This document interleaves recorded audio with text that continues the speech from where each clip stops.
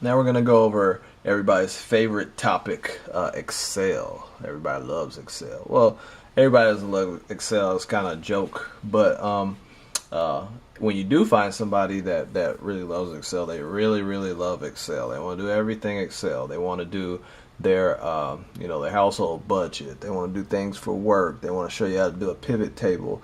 Some people just happen to fall in love with Excel, which is a good thing because it's something that you very much will need in the business environment. Just for the sake of time, I've already put down some months and some sales figures in this document because just want to basically show you guys how to kind of play around with some of the figures and some of the features of Excel. So I have sales for 2013. I have January through December. Then I have how much net profit they had in those months. If you want to make like a chart, whether it be a line graph or a pie chart or something like that, you just go ahead and highlight the entire area which you want reflected on your chart. And then you just simply go here to insert, and you see you have all of these different options. You can do a pie chart, you could do a line chart, you could do columns, right? So let's click on columns. I want 3D columns, and I think I like the way this one looks, right? 3D gives me January, February, March. A lot of times I will say upper management especially, they don't like looking through long documents with a lot of figures and a lot of reading. They want to see something visual. They want to see a graph that they can just look at and say, hey, here's exactly how Bob is doing in regards to his sales. So a lot of times they just want to see that graph and then move on. Okay, so line graph isn't the only one that you can do. You can also do pie chart. Those are pretty popular. So you just go to insert button, click on pie. I want the 3D one. Bam, there we go. Split it all up. Shows how much of income was contributed by the month of January, February, March, and all those various months. All kinds of different things that you could do in Excel. Let's go ahead and take out these two graphs. So just have a little bit more space in order for you to understand some of the features that are available in Excel. I've actually seen somebody lose a job because they weren't very good at Excel. But so for instance, you have the insert button up here, just like in Word documents, where you can put in clip art, you can put in shapes, you can put in all kind of different things, and you can also add your graphs and columns.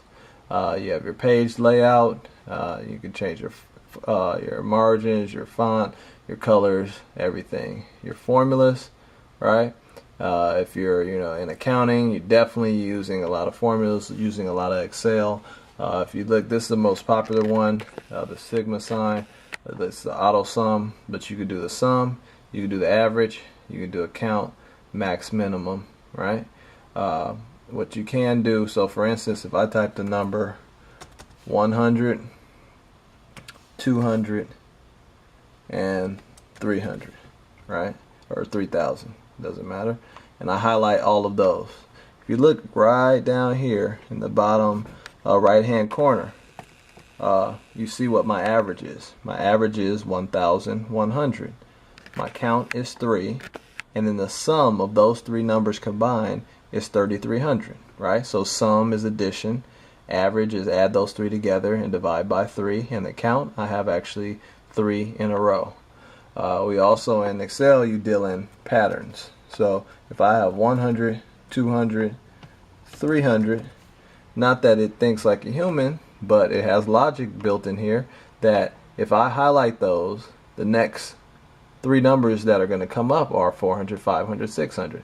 So you just grab that right hand corner, 1, 2, 3, and there goes our pattern. 100, 200, 300, 400, 500, 600, right? Doesn't just work with hundreds. If I have any type of pattern, right, 200, 400, 600 in there, all I do is just highlight the entire thing, and then my next, or there is just going to increase by 200, right? So 200, 400, 600, 800, 1,000, 1,200. Doesn't have to just be letters for you to have a pattern, or numbers for you to have a pattern. It could be something like a date, right? So you got January, you got February. The system automatically knows that, hey, looks like he's going through the calendar. You just drag that right hand corner straight down and you go all the way to December, and it starts back over again in January. Just one of the features of Excel. Now, if you go to the Home tab, if you look at these right here, you can do things like, let's see if I'm going to expand this cell. Anytime you see the line like that, you can expand or reduce the cell, right? And the reason why I want to expand it is because I want these all to sit in the middle, right? So I just highlight those, and if you just hover over something, don't press the button too quick. It just says middle align, right? And if I go down here, it says center. So I want to center these. So that goes right to the center. So you say, if that's center, what exactly does middle align mean? Well, if I were to increase the size of this cell, right? So this one for January, now I want a center line. It's going to come up right into the middle. So if I click there, bam, it's right in the middle. If I want to move it to the left, I just hit that button. If I want to move it to the right, I hit that button. If I want to move it back to the middle, I'll hit that button right there. If I'm typing something and I end up having more letters than can fit in the cell, right? What can I do? I can actually wrap my text. Click there, wraps my text, changes the format of that actual cell. You also have tabs. If you notice, this is John's sales report, and you see down here in the bottom left hand corner, you see I have a tab of John. Well, we also have James' sales report, so we can just go ahead and click on James, and James has his information over there. Now obviously I just copied the information up here from John's spreadsheet and put it over here in James's spreadsheet. But you see how we can use tabs, and if you want to add another tab, you just click here on sheet 2, and you want to name it Paul, so you right click on there and you go to rename, and you just go ahead and put Paul in there, right? I'll put in all caps, that's great, doesn't matter.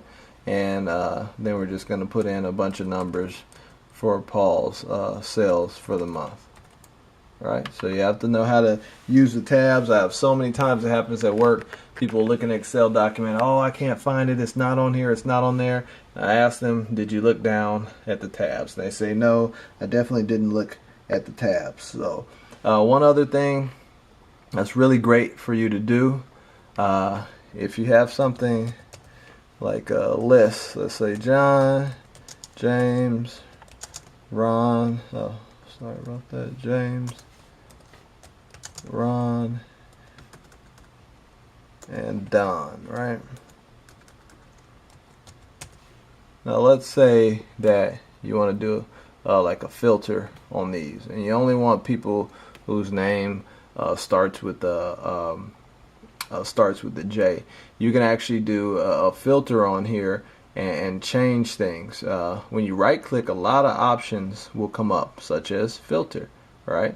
So you can filter by different values, filter by selected sales, filter by color, filter by the cell colors, right? So if I did like how, I just want to highlight these, James is yellow, let's see, John's yellow, James is green, we'll make Ron purple, and what color will we choose for John? John will be orange, right? So you can do all kinds of things with that. You can merge and center. You can make it all expanded in one document. There's a plethora of things up here that you can actually do in Excel. Very useful in the business environment. If you're doing reporting or anything for upper management, I can guarantee you that you will end up using Excel. And for those of you who are in the finance or accounting department, Excel should be your best friend. I advise you taking like a course or like a soft training material course on Excel so that you know and understand it inside and out.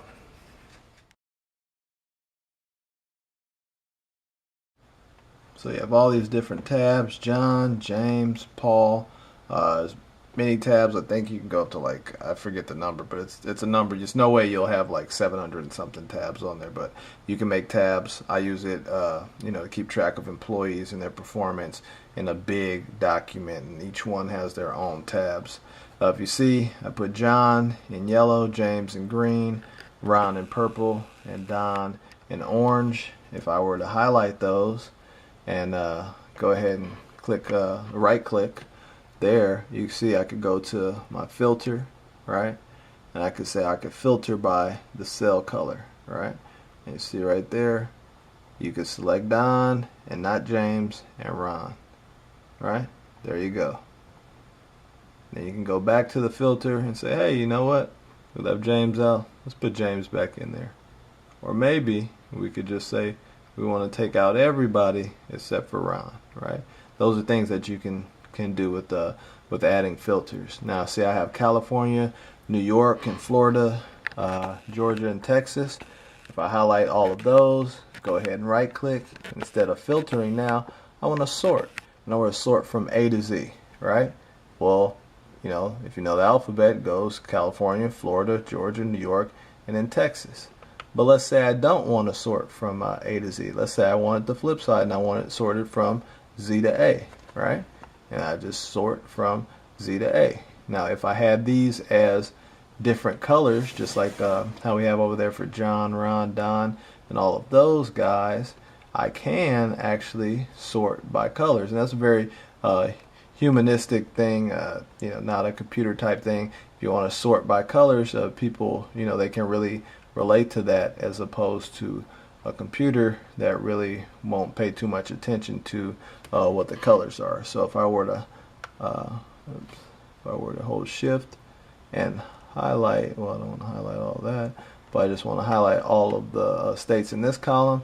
I just go ahead and right click, and I want to sort by put a selected color on top. I click there, right, and it's going to change that for me.